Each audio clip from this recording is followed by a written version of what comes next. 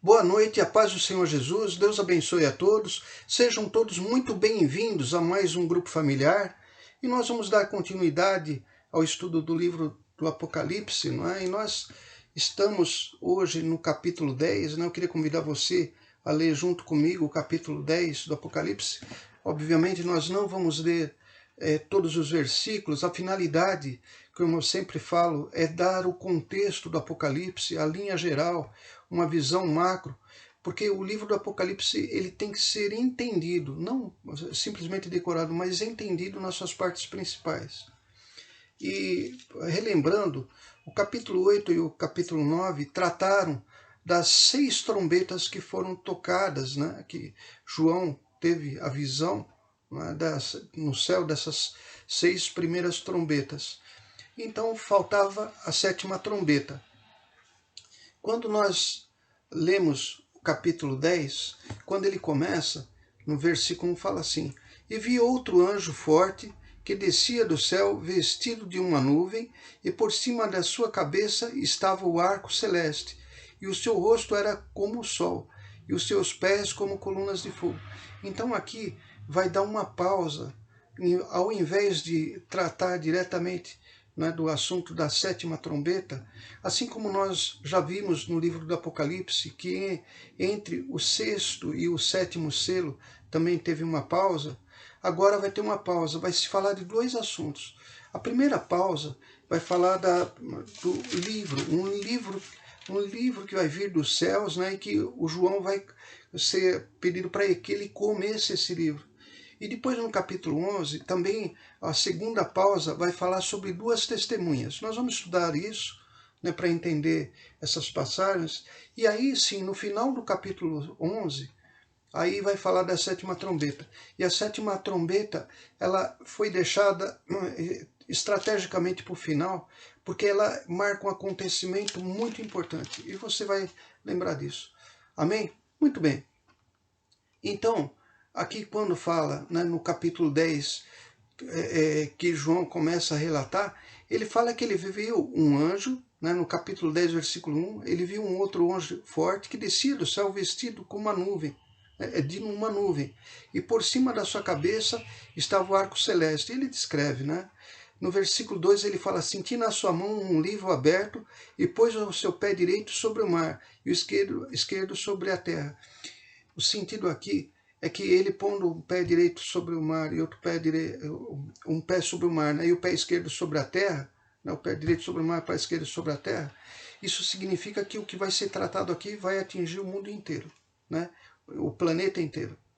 E aí ele continua relatando e ele fala assim: e clamou com grande voz, eu estou lendo o versículo 3, como quando brama o leão, e havendo clamado, os 7 trovões fizeram soar as suas vozes. 7 trovões, não é? A voz de Deus. No versículo 4, eu queria que você prestasse atenção nesse versículo 4, que ele é muito importante. Está escrito assim: e sendo ouvidas dos 7 trovões as suas vozes, eu ia escrevê-las. Então João fala, eu ia escrevê-las. Ele ouviu e ia escrevê-las. Mas, olha só, mas o que acontece? O anjo, né, quando ele ia escrevê-la, né, ele ouviu a voz do céu que me dizia: sela o que os 7 trovões falaram e não os escreva. Isso vem confirmar aquilo que nós sempre falamos. O livro do Apocalipse ele é um livro de mistério. Nós devemos conhecer os fatos, e por isso que esse estudo ele é um estudo que envolve o conhecimento amplo, né? O conhecimento, vamos dizer assim, macro, né? Os acontecimentos principais que vão ocorrer. Mas a finalidade é que nós não precisamos decorar, mas entender. Uma vez que nós entendamos a sequência desses fatos, ou pelo menos o global, a revelação específica, não é? No seu tempo, o Espírito Santo vai dar. Tanto é que aqui, olha, repetindo de novo, e sendo ouvido, eu estou lendo o versículo 4 do capítulo 10, e sendo ouvidas dos 7 trovões as suas vozes, eu ia escrevê-las, e ouvi uma voz do céu que me dizia: sela o que os 7 trovões falaram, e não escrevas. Não era para ficar sabendo, não é? Muito bem. Agora eu queria te mostrar o seguinte. Esse livro, né, que nós estamos falando, né, que o João come, né, ele tem um significado. Né? E eu queria que você visse esse significado desse livro. E como eu disse, sempre nós estamos falando que o livro do Apocalipse ele trata da Bíblia inteira. Ele é o resumo de toda a Bíblia, né? Desde Gênesis, né, até Judas, né, que é o livro que antecede, não é, o Apocalipse.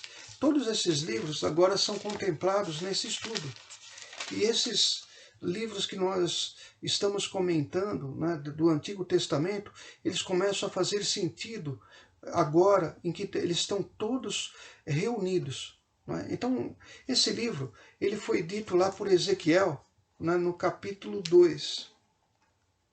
Eu queria que você fosse comigo lá no Velho Testamento, no livro de Ezequiel, capítulo 2, né? Velho Testamento, Ezequiel, capítulo 2.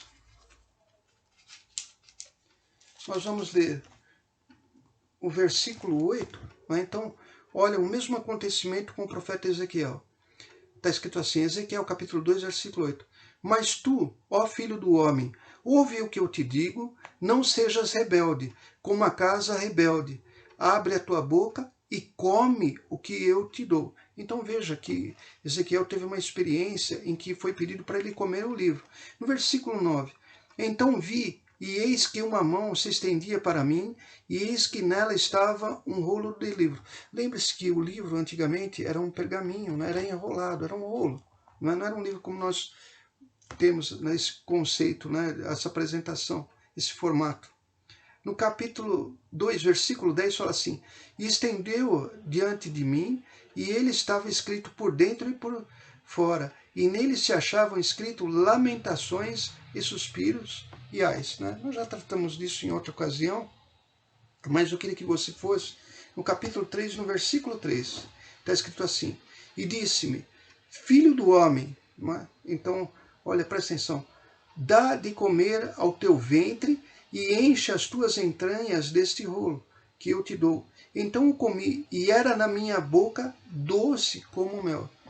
Então nós sabemos pela identificação aqui que esse livro vai trazer as lamentações e ais. E João, aqui quando ele está, o anjo fala com ele, né? E lá no capítulo 9, está escrito assim, olha, vamos ler no capítulo 10, desculpa, capítulo 10, no versículo 8. Está escrito assim, e a voz que eu do céu tinha ouvido, tornou a falar comigo e disse, vai e toma o livrinho aberto da mão do anjo, que está em pé sobre o mar e sobre a terra. E fui ao anjo dizendo-lhe, dê-me o livrinho. E ele disse-me, toma-o e come-o, e ele fará amargo o teu ventre, mas na tua boca será doce como mel. E aí ele fala no versículo 10, e tomei o livrinho da mão do anjo e comi-o na minha boca. Era doce como mel, e havendo comido, o meu ventre ficou amargo. E ele disse-me, importa que profetizes uma vez a muitos povos e nações, línguas e reis. Esse livro que João come, e que no começo é doce, e depois no ventre, né, se fala que é amargo, assim como nós lemos Ezequiel, né? Esse livro, a maior parte interpreta que são as bênçãos do Apocalipse para aqueles que são de Deus, aqueles que têm a marca de Deus. Né? Nós falamos já, a marca de Deus é o selo que o Espírito Santo dá a todos aqueles que recebem Jesus Cristo como seu único Senhor e Salvador. Então, aqueles que têm o Espírito Santo, aqueles que buscam a presença do Espírito Santo, aqueles que são dirigidos pelo Espírito Santo, aqueles que Deus, não é, coloca dentro deles a morada do Espírito Santo, eles vão ter no Apocalipse as promessas de Deus, né, os galardões, né, pela fidelidade, as recompensas. Mas aqueles que não fizeram caso de Deus, aqueles que tentam destruir o mundo e as pessoas que praticam iniquidade, esses vão sentir o amargo. Uma outra interpretação também muito comum é dizendo que quando nós anunciamos o Evangelho, ele para nós que somos de Deus, ele é como se é doce. A palavra de Deus para nós que somos de Deus, que temos Jesus no nosso coração, essa palavra é doce, né?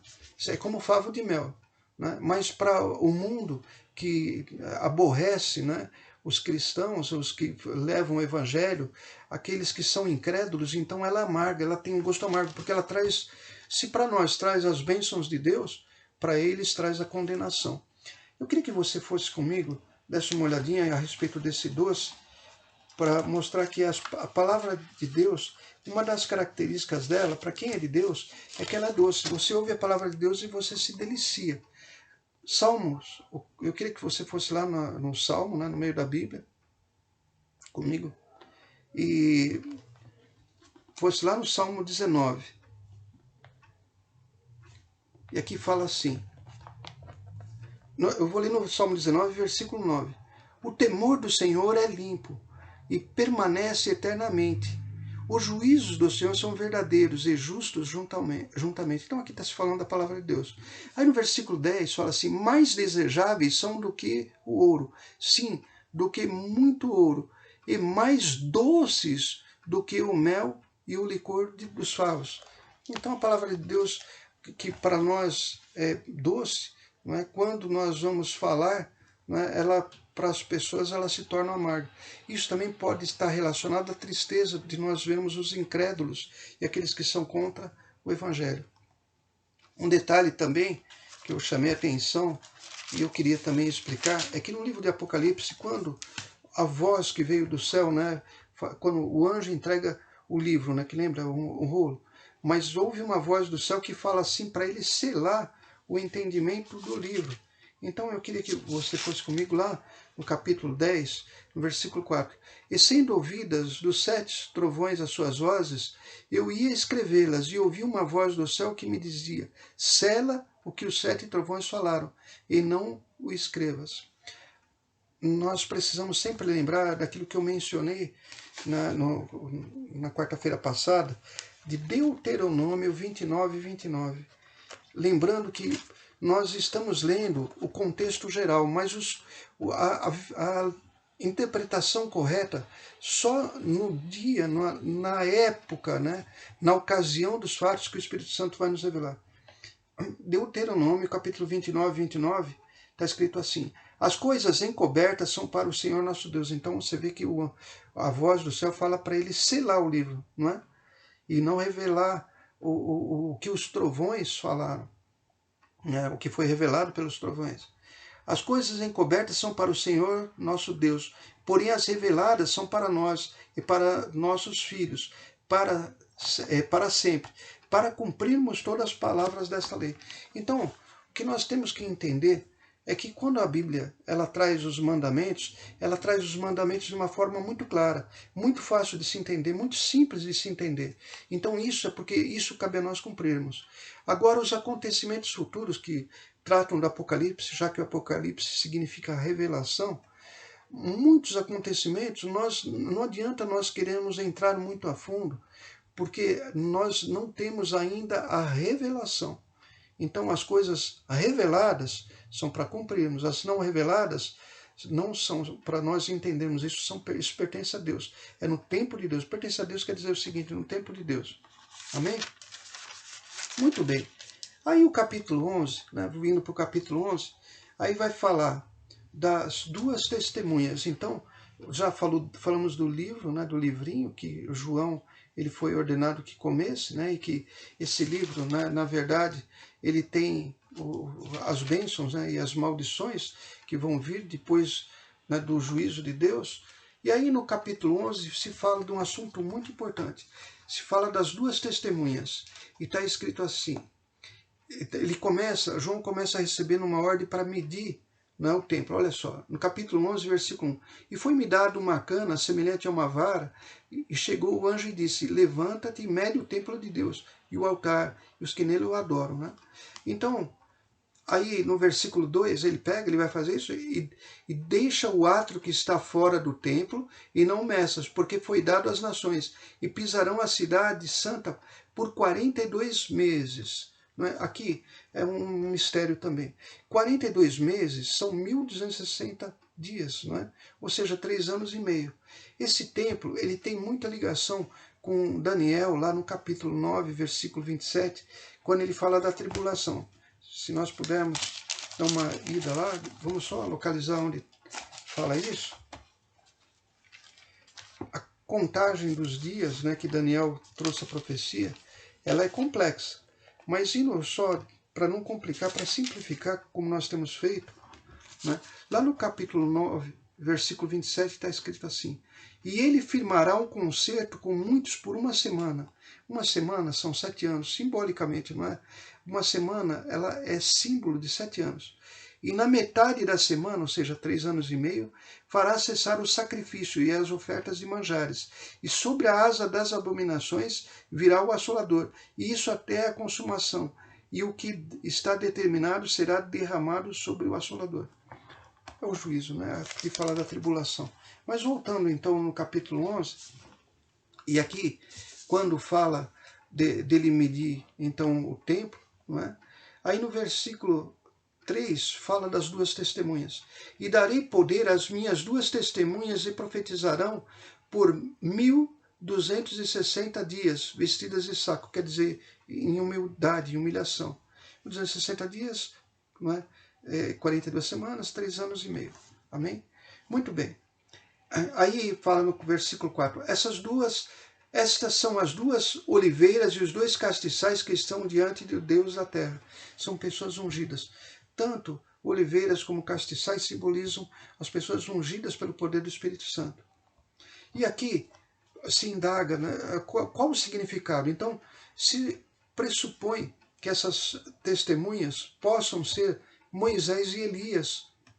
Nós lembramos que Jesus, numa transfiguração que ele teve, apareceu, né, Moisés e Elias. Né, e Pedro, ele até fica assustado e ele pergunta se vai construir 3 tendas. Então, Moisés e Elias, eles têm muita relação, não é, com 2 testemunhas que usaram de poderes sobrenaturais para fazer as advertências de Deus, para chamar o povo à obediência da palavra, para advertir o povo, né, do juízo de Deus. Moisés nós sabemos. Moisés ele trouxe as pragas, né, as 10 pragas, combinando com a morte dos primogênitos e depois a celebração da Páscoa. E o caso de Elias, ele, uma das coisas que ele faz é ordenar que não chovesse por 3 anos e meio. Nós vamos ler, eu vou procurar esse versículo, mas eu queria só que você entendesse isso. É possível que essas 2 testemunhas se refiram mesmo a Moisés e Elias, né? Ou alguém que tenha as mesmas características. No versículo 5, não é? E se alguém lhes quiser fazer mal, fogo sairá da sua boca e devorará os seus inimigos. E se alguém lhes quiser fazer mal, importa que assim seja morto. Eles têm poder para fechar o céu para que não chova. Olha só, como a identidade, né, se assemelha muito a Elias. Nos dias da sua profecia. E tem poder sobre as águas para convertê-las em sangue. Moisés fez isso. E para ferir a terra com toda sorte de pragas. Não é? Então, aquilo que a gente está falando, né, de Moisés e Elias. Todas quantas vezes quiserem. E quando acabarem o seu testemunho, quer dizer, eles vão ter um tempo para isso, a besta que sobe do abismo, então aqui já o anticristo, né, ele entrará em guerra, né, fará guerra e vencerá e os matará. E aqui fala que ele vai conseguir matar essas 2 testemunhas, Deus vai permitir, porque eles cumpriram o trabalho dele. E que durante 3, olha só, e que durante 3 dias e meio, né, eu estou lendo agora o versículo 11 do capítulo 11. Depois daqueles 3 dias e meio, o Espírito de vida, vindo de Deus, entrou neles e puseram sobre seus pés. E caiu grande temor em quem os viram. Né? Aqui a Bíblia fala que essas 2 testemunhas, assim como João Batista fazia, de expor as pessoas que pecavam, né, trazendo o juízo com palavras duras, essas 2 testemunhas vão manifestar o dia do juízo e vão chamar as pessoas ao arrependimento. E aqueles que estão contra, né, o evangelho, contra a lei de Deus, eles vão querer matar essas duas testemunhas. E vai ser permitido. E vai ser, aqui fala que eles vão, no versículo 10, que eles vão até se dar presentes, né, porque é um motivo assim de grande alegria. Mas, no caso aqui, quando Deus percebe, né, que eles ficam 3 dias e meio, né, expostos em todas as partes do mundo, e hoje a mídia, né, nós sabemos que a TV, a internet, isso é possível, um acontecimento desse ser imediatamente transmitido para o mundo inteiro. Então, nós realmente nos aproximamos das condições para que o Apocalipse seja cumprido, essas profecias. E aí Deus pede para eles subirem. Né? E nesse momento, lá no versículo 13, fala assim: naquela mesma hora houve um grande terremoto, e caiu a 10ª parte da cidade, e do terremoto foram mortos 7.000 homens, e os demais ficaram muito atemorizados, e deram glória ao Deus do céu. E passado o segundo ai, eis o terceiro ai cedo virá. Amém? Então, aqui quando a Bíblia fala desses acontecimentos, ela faz uma interrupção e é como se Deus estivesse falando assim: olha, eu vou proteger o meu povo. Olha, antes da 7ª trombeta ser tocada, eu vou trazer, né, essas revelações e vou trazer esses profetas, né, essas duas testemunhas. E aí, finalmente, né, hoje nós vamos encerrar com o toque da 7ª trombeta. Isso está no capítulo 11, versículo 15. E tocou o 7º anjo a sua trombeta, e houve no céu grandes vozes que diziam: os reinos do mundo vieram a ser de nosso Senhor e do seu Cristo, e ele reinará para todo sempre. Então, a 7ª trombeta vai anunciar a vinda de Jesus para reinar. Amém? Esse é o grande segredo que foi dito aos profetas, que estava no versículo 7 do capítulo 10. Se você voltar, né, está escrito assim, voltando lá no capítulo 10, versículo 7. Mas nos dias da voz do 7º anjo, quando tocar a sua trombeta, se cumprirá o segredo de Deus. O segredo de Deus, como anunciou aos profetas seus servos. Esse segredo de Deus, como anunciou aos profetas e seus servos, era a volta de Jesus. Não é? Então aqui fala, né, no capítulo 11, versículo 15, e tocou o 7º anjo a sua trombeta, e houve no céu grandes vozes que diziam: os reinos do mundo vieram a ser do nosso Senhor e do seu Cristo, e ele reinará para todo sempre. E aí os 24 anciãos que estão assentados em seus tronos diante de Deus, prostram-se sobre os seus rostos, né, e adoram a Deus. Lembra-se que Filipenses fala que todo joelho se dobrará ao nome de Jesus. Dizendo: graça te damos, Senhor, Deus Todo-Poderoso, que és e que eras, e que hás de vir, que tomastes o teu grande poder e reinastes. E iraram-se as nações, é óbvio que as nações que são contrárias a Cristo, né, a Jesus, vão se levantar. Aí nós vamos ver depois, na sequência, uma batalha que vai ocorrer. E iraram-se as nações e vieram, né, com a sua ira, e o tempo dos mortos para que sejam julgados. Né? Então, quer dizer, quando Jesus voltar, vai vir a ser manifestada a ira de Deus, e o tempo dos mortos para que sejam julgados, e o tempo de dares o galardão aos profetas teus servos, e aos santos, e aos que o temem o teu nome, a pequenos e grandes, o tempo de destruírem os que destroem a terra. Então aqui chegou o dia do juízo. No versículo 19, para encerrar, e abriu-se o céu e o templo de Deus, e a arca do seu concerto foi vista no seu templo. E houve relâmpagos e vozes e trovões, e terremotos e grandes saraivas. Na verdade, um acontecimento como nunca se viu antes, na Terra, no universo, aquilo que Jesus mesmo tinha orientado.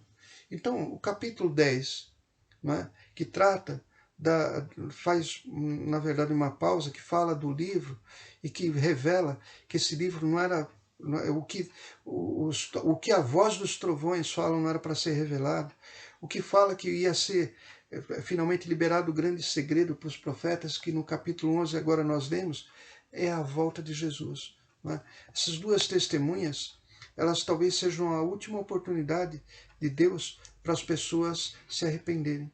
Não é? Eles vão pregar, não é? E eles vão ser arrebatados, né, depois de ressuscitados novamente para os céus. Eu queria convidar você, não é, abaixa a sua cabeça. Nós estamos fazendo esse estudo de uma forma bem simples, não é? Se preocupando, como eu sempre estou falando, mais com o aspecto geral. Isso serve para nós nos prepararmos. Nós vemos tudo aquilo que vai acontecer, mas nós temos uma grande vantagem. Quando se lê o livro do Apocalipse e sabe dessas coisas, nós temos o tempo de Deus para nos prepararmos. E essa preparação, ela significa que a nossa vida, ela tem que ser moldada pela palavra, não é? Nós temos que pregar o Evangelho, levar a salvação e cumprir todo o desejo de Deus com relação à salvação. Deus quer que todos sejam salvos, mas nem todos querem. Amém? Então vamos baixar nossa cabeça, fechar nossos olhos. Senhor Deus e Pai, em nome de Jesus, nós queremos te agradecer pela tua palavra. Obrigado, meu Pai, porque a tua palavra nos dá a segurança, meu Pai, para os dias de juízo. Nós sabemos que a marca de Deus que nós temos é a presença do Espírito Santo em nossas vidas. Quando nós aceitamos Jesus, o Espírito Santo se torna um selo, uma marca. Pai querido, aonde essa mensagem chegar, que o poder do teu Evangelho venha trazer vidas para a salvação. Em nome de Jesus. Você que crê, diga amém, graças a Deus. Nós continuamos orando pelas pessoas que estão sendo afligidas pela pandemia, pelas autoridades, pelos que trabalham, não é? E também lembrando que no domingo não teremos o culto presencial em Ribeirão Pires. Nós vamos ter o culto virtual apenas. Então, às 10 horas, no próximo domingo, nós estaremos juntos, né, em mais um culto virtual. Até lá, boa noite, em nome de Jesus.